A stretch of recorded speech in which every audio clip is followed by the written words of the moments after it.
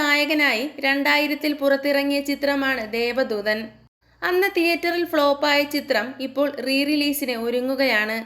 ചിത്രത്തിന്റെ റിലീസുമായി ബന്ധപ്പെട്ട അപ്ഡേറ്റുമായി എത്തിയിരിക്കുകയാണ് ഇപ്പോൾ ദേവദൂതന്റെ സംവിധായകനായ സിബി മലയിൽ.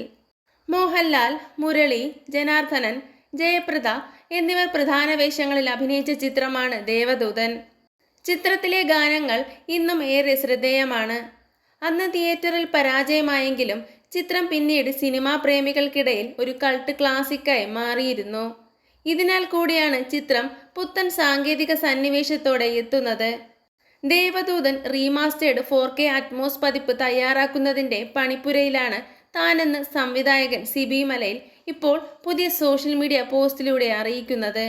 അതേസമയം സ്ഫടികം പോലെ ആളുകൾ കാത്തിരിക്കുന്ന മോഹൻലാലിന്റെ ചിത്രമാണ് ദേവദൂതൻ എന്നാണ് പലരും കമന്റ് ഇടുന്നത്.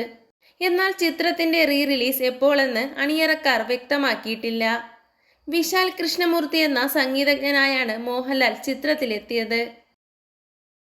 ഇതുപോലുള്ള സിനിമാ വിശേഷങ്ങൾക്കായി ചാനൽ മറക്കാതെ സബ്സ്ക്രൈബ് ചെയ്യുക.